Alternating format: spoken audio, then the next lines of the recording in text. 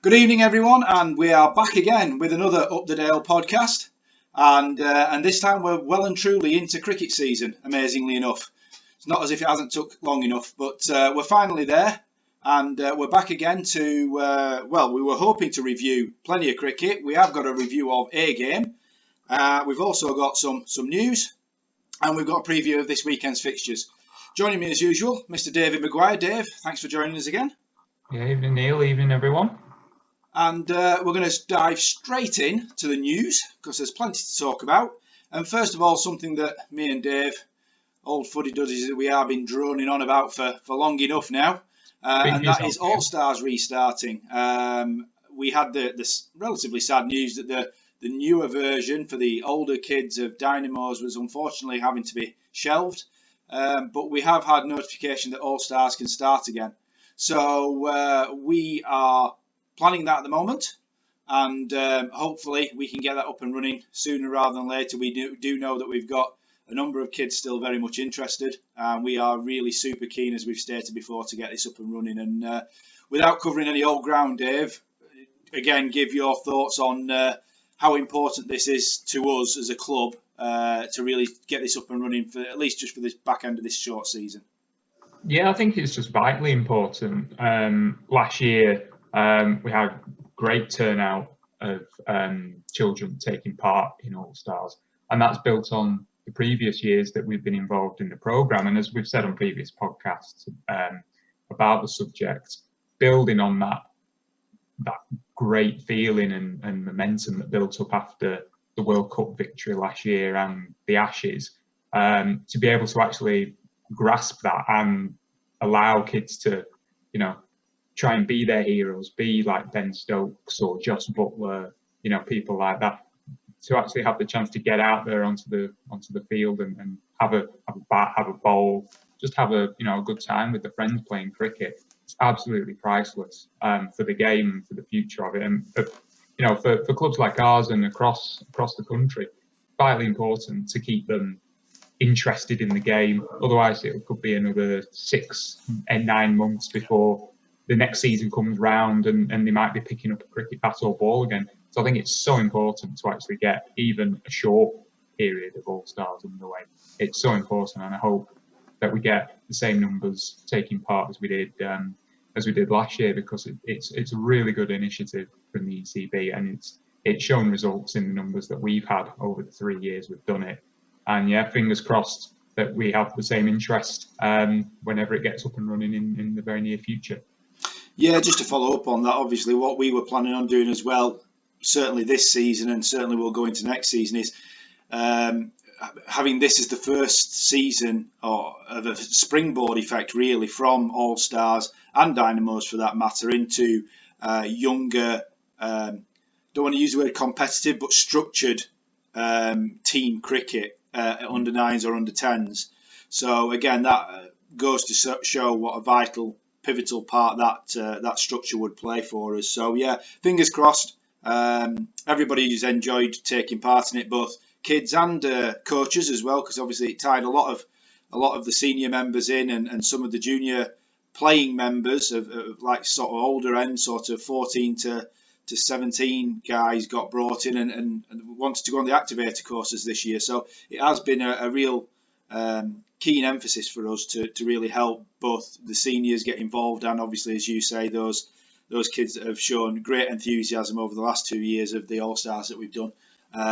So yeah, fingers crossed we can get that up and running sooner rather than later, and have a real positive sort of end to this shortened season. So yeah, All Stars on its way.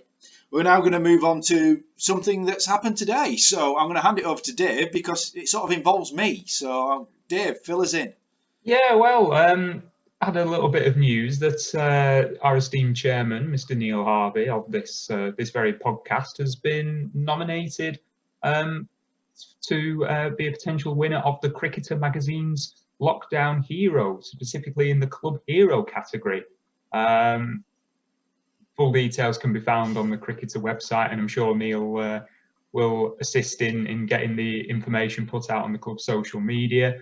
But as people will be aware, we've not had much cricket going on since lockdown. So Neil, sure he'll be too modest to say, has been getting involved in various things, keeping the club going, having dice cricket matches, virtual cricket matches, organising cricket cards, doing this very podcast, getting that launched, and just keeping involved in the day-to-day running of the club. And it's all been, it's all kept that community feel and spirit of the club going. And so, it's really pleasing that it's been recognised, fully deserved. And hopefully enough people vote for him to come out as a winner. But looking at some of the candidates who've also been nominated, there's a lot of really good stories out there from not just round the Northwest, but across the country. It was actually really heartening to read some of the things that people have been up to, and it's just great just to hear all those things about how, that sort of that community spirit and trying to do good things at amateur sports clubs is still very much alive and well. And Neil's just one of many people who really believe in that and subscribe to it. So it's great, and very well deserved, Neil. Well done. Well, you're going to make me blush if you carry on anymore, Dave. But I mean, just touching on a lot of the things you said there. I mean, from my point of view personally, it's very flattering to be nominated. And as you say, I'm in quite heady company in some of those nominees there. And as I say, from that point of view, I only ever did a lot of just about everything that we've done. This podcast, the virtual games, the dice games, really just for something to do, just to keep involved. And I quickly became aware that it was something, I was speaking to club members and also people in the wider community, that they were happy to get behind and enjoyed. So, it was a double-edged benefit for me, really, from that point of view. It kept me busy in lockdown and kept some others entertained. So, we can't ask for much more than that. We've always said that about this podcast, Dave, haven't we? Even if it just keeps the members of Wantley Dale Cricket Club entertained, that's really all we can ask for. And if it reaches a wider audience, then great. And that's a lot of that. And just going back onto what you said about the other nominees, there's a few people in there that we actually know. Ian Green from Norcross Cricket Club over in Blackpool, a club that we have quite close ties with, playing on a regular occurrence, and Ian's been nominated for, I think, the Social Media Hero, and a man who has been on this very podcast, Mr. Dan Allen of Sanderstead, a very worthy adversary in the Club Hero class with me. We all know what Dan's done for Sanderstead and what he continues to do, and I sent my congratulations to Dan on social media earlier, and very worthy nominee in himself. So a really great initiative by the Cricketer magazine, and it's good to see that they are recognising the efforts that club cricket have put in across the board in a number of different areas, because there have been so many. Well, we all know the number of clubs in the UK, so a lot of those clubs will have been doing very similar things to us, and it's very worthwhile that people at those clubs do get recognised. So a really good initiative by the Cricketer magazine, and let's see how things pan out. It's best of luck to everyone nominated. Absolutely, couldn't agree more. We're going to move on from that now, and actually touch on something that we've just been talking about, Sanderstead. And obviously we're just going to finish the news off by a reciprocal thanks to Dan Allen and Tyler Ward down at Sanderstead. Those guys released their latest Silly Point podcast last Thursday. We'll put a link to it in the description below, and they were very, very kind to give us a shout out on their podcast, promoting the episode that they appeared with us, which was an excellent episode. I actually think it was one of the best that we did in terms of content, covering such a wide variety of different cricket topics. Particularly enjoyed the discussion we had on captaincy, because very subjective subject.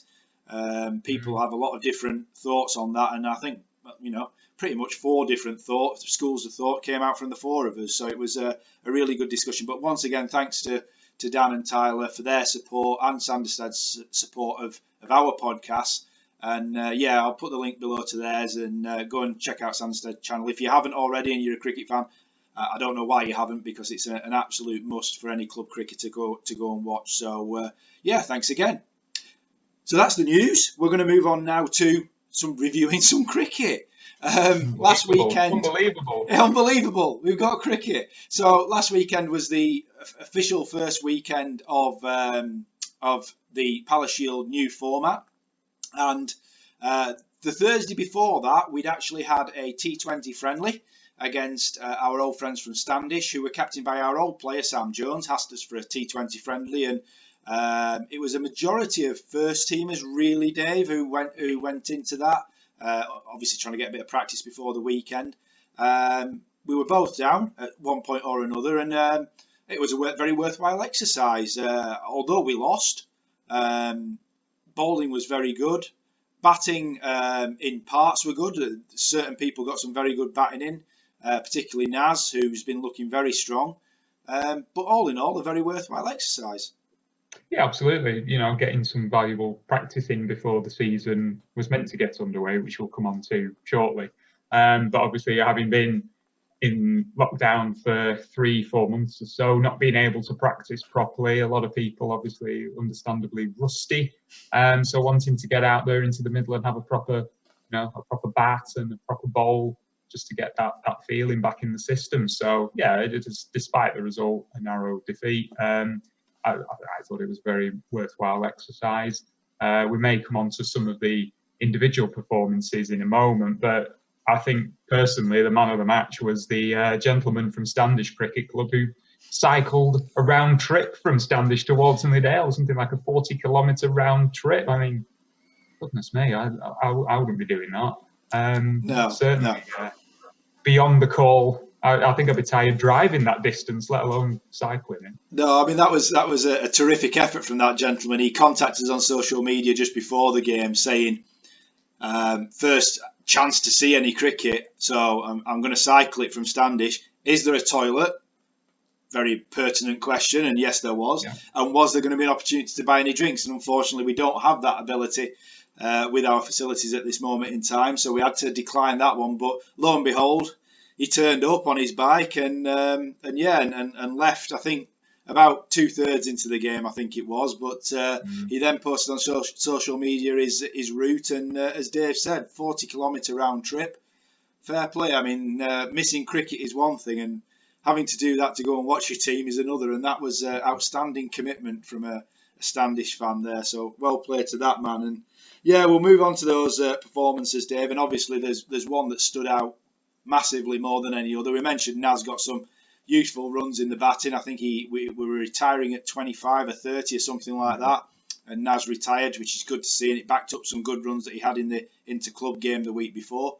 But a certain Gareth Winstanley, the veteran wily all-rounder with his little darty off-spin, and whilst it was more towards the middle stroke end of the Standish innings while they were looking to push on, we were stood there watching, and he got a couple of wickets, and we were all talking a little bit, so it was not really paying much attention. And then we sort of looked at each other and went, is this a hat-trick ball? And then next thing we know, middle stump knocked back. Naz shouts from the boundary, what a hat-trick. And we're like, oh, brilliant. Hat-trick in a first match before the season. Cracking start for Gareth. And then next thing, 4 in 4. So the wily old veteran does it again, pal. Yeah, he's going to have to go some to improve on that this year, isn't he? It's like a moment of the season. Just picking up where he left off from previous years with his bowling, really, as you say. Knows his game, knows where to bowl and where not to bowl, importantly, with his little off spinners. So yeah, really pleased to see that as a good start for him, and hopefully he carries that on into this shortened season. But yeah, promising sign, certainly. You can't do much better than that in a pre-season friendly. Well, as I say, you take it wherever you can get it, don't you? Let's be honest. And Gareth really, tucked in there and took advantage of Standish even trying to hit out at the end of the innings, and as you said, knew where he had to put it, bowled straight, bowled decent length on what was a slow track. To be fair, it was a bit of a damp track. Bowled a good length just back off, and he knew it would skid on a little bit, and got his reward. It was a super effort by Gareth, and as I say, ultimately the first team lost that game by about 20 runs, I think it was, but all round a very useful effort. We'll then move on to Saturday, and unfortunately as we've discussed previously, as soon as the cricket season rolls around, this glorious weather we've been having in lockdown suddenly decides to disappear and replaced on Saturday with Typical. very incessant, horrible, as Peter Kay once said, that rain that gets you wet through. And it wasn't a pleasant experience. The first got called off about 12:30. Unfortunately, playing against Chorley thirds, we informed Chorley quite early that the pitch really was holding water well, wasn't holding up well, and it really wasn't worth them sitting around all afternoon in the rain that ultimately never stopped, actually. So it was actually a good call from that point of view. We, Dave, and the second team, we travelled to BAC Preston, and ultimately, again, stood around for 3 hours in a car park in the drizzle. And it was a shame because we did roll the covers back at one point just to check if it did stop raining, what would the chances be? And the pitch in itself wasn't ideal, but was more than playable. Unfortunately, as I say, the rain halted things because it never stopped until we called it about 3:15. However, the outfield wasn't great, and if we'd have got on, Dave, it just wouldn't have been a pleasant experience, would it? Yeah, it would have been certainly tough. Ground staff clearly haven't had the opportunity to get grounds in as good a condition as they would have liked in normal times. So obviously we all have to accept that this year, that it's going to be tough conditions in terms of outfields and perhaps wickets as well. When we tried to go down practicing in the last couple of weeks, it's felt very early season rather than the middle of July in terms of green wickets and things like that. So we just have to accept it. And on Saturday, as you say, when we arrived at the ground, it seemed fine and you would have certainly got underway. If it wasn't for that rain, it's just the most frustrating thing probably. If you play amateur cricket, that rain, which just keeps going all afternoon, drifts in, drifts out, is just about too heavy to play in. But it's not absolutely battering down, which means that, you'd call it off early. You always think you've got half a chance if it just stops raining, and it never does. So yeah, it was just immensely frustrating. And with these new guidelines and restrictions, obviously we don't have anywhere in particular to shelter and wait it out, apart from sitting in your own car, which loses its enjoyment, I suppose, and the sort of you after having gone through all the radio stations on your car radio, there's very little else left to do, so the novelty wears off quite quickly.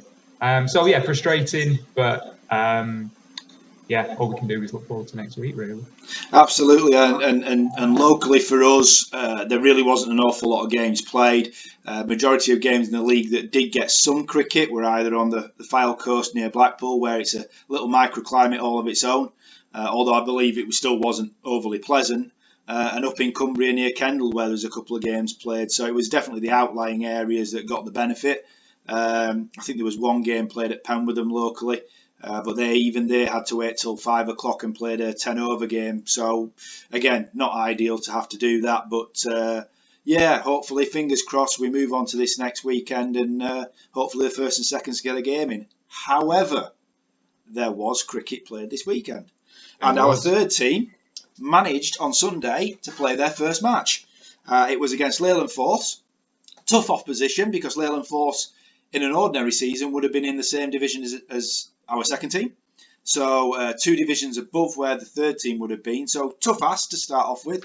Leyland team full of mix of experience and very talented youngsters, as was our team, to be fair. But it was, as I say, it was a tough match to get underway with. We won the toss and put Leyland into bat, which probably was relevant to the state of the pitch from the previous day was still a little bit damp, although a lot better than it was the previous day. It was at the outfield. When I arrived down on the ground, I was amazed at how dry it was. I know you were going around on the mower, Dave, and going around in circles. Going around in circles as per usual, and and I was amazed at how firm everything was. So it was great to get down there and absolutely know that it was going to be a good match. And the weather was fabulous. Big crowd on, as I say, a lot of juniors for Leyland, so a lot of parents and family down watching. And it was an excellent advert for lower level cricket, in all honesty. We will touch on the positives because the positives were all in that first innings. The fielding and bowling for Whately-Dale were superb. So Leyland posted 134 for 9 off their 40 overs. And bowling wise, I've just got the scorebook in front of me here. 3 wickets for Big Tom Gregson.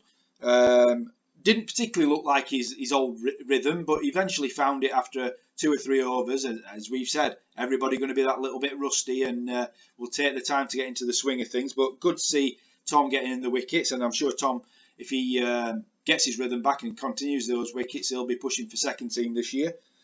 Carl Johnson come back to the club after many years away. Seemed absolutely. And we've noticed, Dave, Carl's enthusiasm, even in the couple of weeks that he's been back training at the club, is very infectious. And when he did get his first wicket and his second and third, you could see the enjoyment flooding out of him. And that, I think Carl's he's going to rub off on a lot of people, that infectious enthusiasm he has. Yeah, definitely. It's great to see, somebody just clearly loving playing cricket. And as you say, it just rubs off on other people. And, I'm sure he's going to be part of the third team for, certainly the next few weeks, getting back into, as you say, having been away for a while from the game, just building up that sort of bowling fitness, if you will. Yeah. It's not something you ordinarily practice or train in normal life. So I'm sure whichever team he's in going forward, he'll raise spirits and keep people smiling and laughing. And that's what you want, isn't it? When you're spending most of your afternoon playing the game, you want to enjoy it. And if people help you to do that, then it's just great for morale. Absolutely. And so both those two guys with the best bowling figures: 3 for 18 for Tom, 3 for 19 for Carl. Good opening partnership between new Hamza Mahmood. Looks again very capable. We talked about him in the inter-club match last week and bowled a good line and length, and again he did, and got a wicket eventually when he came back for his second spell. 1 for 15 off 7 for Hamza. Aaron Ayton unfortunately wasn't available on Saturday. Would normally probably be a first team shoe-in, young Aaron, who is 18. Very decent all-rounder, cracking all-round sportsman, plays football at a semi-professional level as well for AFC Fylde. And just good to see Aaron back. We'd seen him play on the T20, and again, bowling-wise, looked really rhythmical on Thursday. And he carried that on into Sunday. Unfortunately, didn't get any reward, but none for 15 off 6. Very, very decent figures in itself. So those two formed a really good opening partnership. And Dave, I just wanted to touch on the two juniors of the team, or two of the juniors of the team, Matt Berry and Evan Benyon, both very similar figures. 1 for 15 for Matt, none for 18 for Evan, both off 5 overs apiece.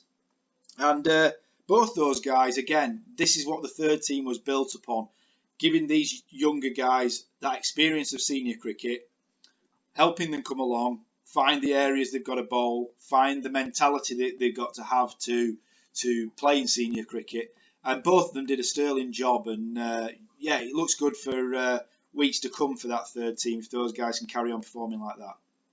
Yeah, I couldn't agree more. As you say, that's what the third team was built for these young lads to bowl the longer spells rather than playing other teams and maybe get 1 over, 2 overs here and there. To bowl those 5 overs or up to the 8 overs maximum this year, or on the other side of the fence, to bat the long innings, to bat in the top 4 or 5 and have that real opportunity to get some runs or wickets on the board, build that confidence up and gain those skills and experience as a cricketer that just helps you to improve and confidence. Confidence is the key, these lads.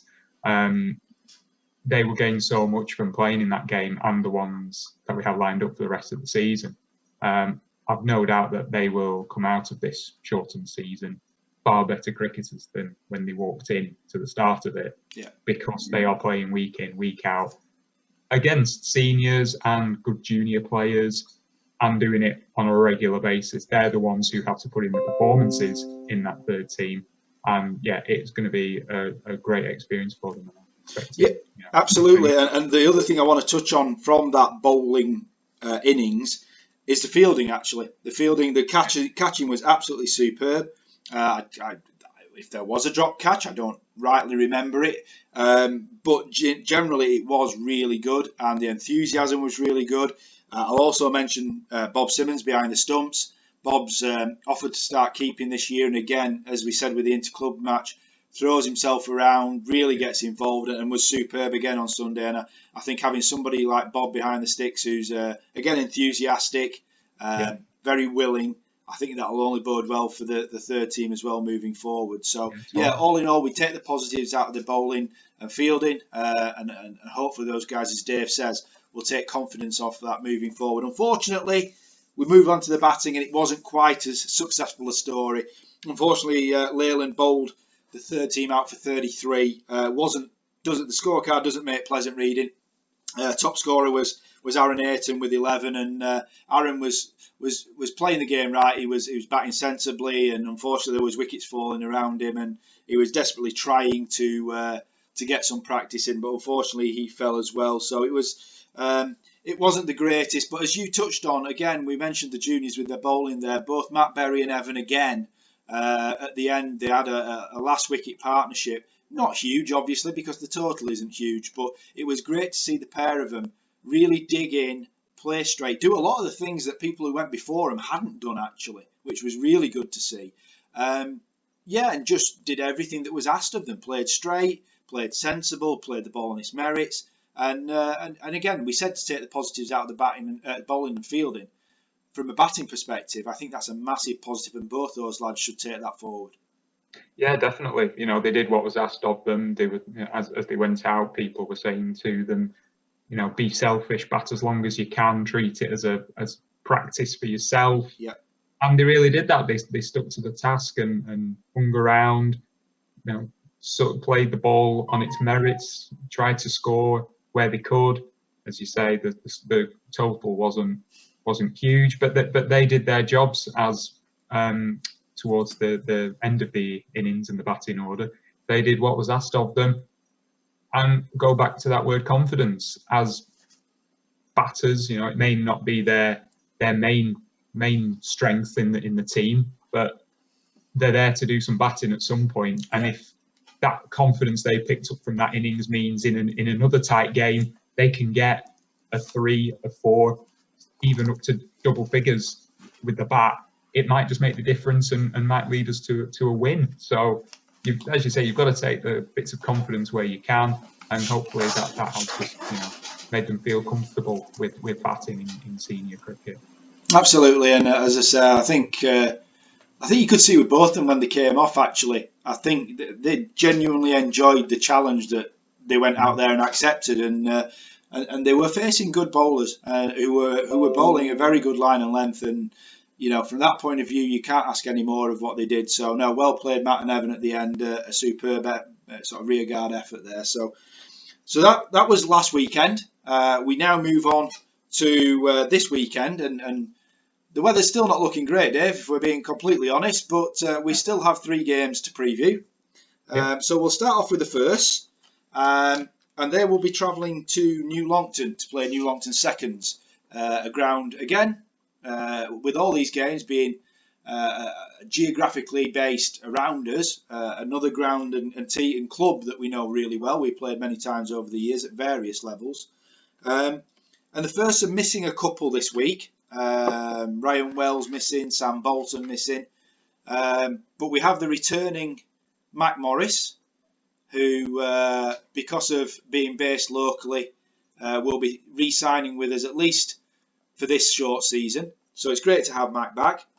And we've got Abdullah Kadva moving back up again, who was originally selected last week and through a bit of a reshuffle moved back down to the seconds, but Abdullah's going to be playing in the first this week. So a little bit of a reshuffled first team. But New Longton's a good ground.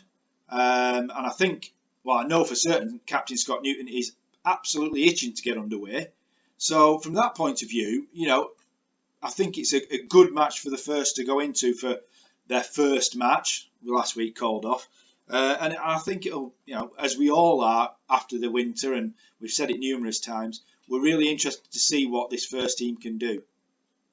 Yeah, definitely. It looks a good team on paper, but of course it's different when you get out there in the middle. And yeah, you're right. I know from speaking and hearing from Scott, he's just super keen now to get underway, and he's been waiting quite a few months now to get his captaincy going. And yeah, he's got a good vice captain in Harry with him, and a good team for this weekend. So it'll be a good contest against what's always a strong New Longton outfit. And I suppose if there is a silver lining to the potential cloud of the weather forecast, at least they have a nice bar to potentially retire to if the game gets called off. Socially distancing allowing, Dave, obviously. Of course. Obviously. So, yeah, absolutely. And I think, I just really want that first team to be successful this year. There's a lot of guys in there that deserve some success, right from the veterans of Naz and Gareth, who have, put the long yards in terms of the number of years at the club, to people like, as you said, Scott and Harry, who have put a lot of hard work in over the winter in terms of developing the players they want in that first team, attracting some players, training hard, and yeah, not to say that there isn't talent, because there's a dearth of talent in that team. And with the first team as well, Dave, the amount of bowling options they have, we've talked about that before, is quite scary. And this week I was working with Matt Easton on his bowling, and he asked me to work with him on a couple of things. And again, it's quite scary. Matt's really desperate to work on his bowling, yet by no means is he a bad bowler. It's great to see that people want to tweak things to get a little bit extra out. And again, maybe with the first, we've not had that for a few years. And I don't think that's really lockdown created either. I genuinely think that players in the first team this year really have that drive to do well. So, I mean, it really is desperate to see that first team get up and running. And, whatever the result, let's see what the performances bring, really. Yeah, definitely. Hopefully, despite the forecast for Saturday, hopefully it will prove wrong and they can get underway and everyone's chomping at the bit to play some cricket, and hopefully that leads to a good performance. Absolutely. We're going to move on to the second team now, and the second team were due to actually have a bye week this week due to only having 5 teams in the group. However, we got called by our old friends at Fyle Cricket Club, who also had a bye week, and asked if we could pay us a visit and play a friendly against us, which we gladly accepted to get as much cricket in as possible. And the second team this week will be quite drastically different, Dave. We've got a few missing, including Andy Shorrock, wicketkeeper. So we have got exactly what we set the third team up to do. Drafted some of the third team guys in, some of the juniors. Matt Berry's coming in, Dave Harrison's coming in, and I think that was it. I thought maybe there was one more. I'm trying to think. But we brought a couple of the third team guys in, and young Dom Harvey's going to take over the wicket keeping as we had planned, because we knew Andy was going to miss matches this season regardless of the lockdown situation. So again, really going to be keen now, and again, there's nothing on this match, it's just a friendly, so ideal opportunity to get some of these youngsters playing at a slightly higher level again, seeing how they match up, and again, as we discussed about that third team match last week, try and take that confidence and the things they've learned from that, and factor that into another game again this weekend. Yeah, it's another game for these young lads against senior players to gain experience, to take into the match they've got the day after, their actual league match. Vital and important practice for them and for the second team in general, given last week's game was rained off. I suppose it can be treated as, in effect, a second team friendly pre-season warm-up game, given we don't play a competitive game until week 3 of the season. The way to approach this game against Fylde on Saturday, if we get underway, is to take it as our warm-up game for the season. So despite the fact that, as you say, there is nothing riding on it, I think it's still important to treat it seriously and as we would any competitive match. Yeah, and as you touched on there, we know from last week's, as we were sat around in that car park, a number of the lads were very, very keen to get underway. Imran in particular, he's been messaging me all week in terms of, getting this game, trying to make sure we can get the game on, and yeah, I think there's a desperation from some of the lads to get out on the park, and that's great to see. The love of the game. For a lot of the guys in the second team is such that they just want to get out there and hopefully, the mix of players we've got in that second team this week, everybody will get a fair go. Everybody will get a chance to have a bat or a bowl or both. So it'll be a really good opportunity for everybody to, as you say, get that practice in, hone the skills and ultimately get out on the park and play the game they all love. So, different weekend for the seconds in terms of team structure and game makeup, but still a game of cricket, so good luck to the seconds. Fylde are always good competition, apart from the time we bowled them out for 13, but we don't mention that. That's gone. That's history. But yeah, we've always had something. In fact, the return match of that season was an absolute cracker, so we always enjoy playing the Fylde guys. They're a real cracking bunch of lads, so fingers crossed it's a good one. We'll then move on to the Sunday game this week for the thirds, and they travel to the excellent ground of Maudsley, one of the best in the league, who, luckily for them, actually lockdown came at the right time for them. They were doing some really extensive groundwork on the outfield, completely removed the top of the outfield and redressed it, and unfortunately the groundwork was going to take a long time, and if they'd have started the season on time, it wouldn't have been ready. But it is now ready, and it's looking as glorious as ever at Maudsley. It's one of the best. It is, definitely.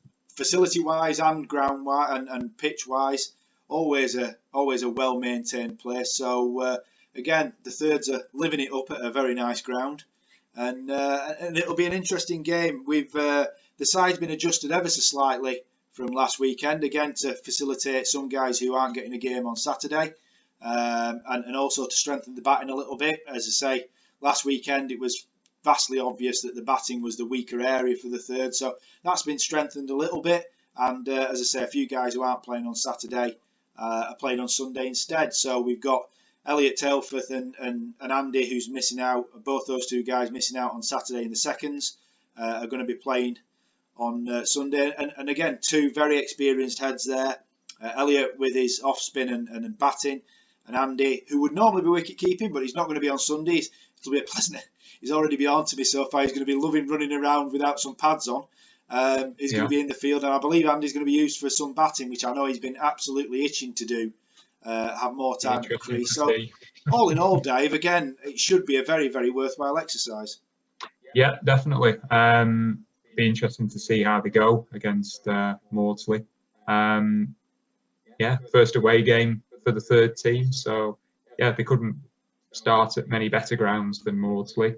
Might be a tough game for them. It's hard to know what teams they'll be up against this year in this in the league that they're in. But as you say, we've got a really good mix this weekend of experienced players, as you say, like Elliot and Andy. But then we also have that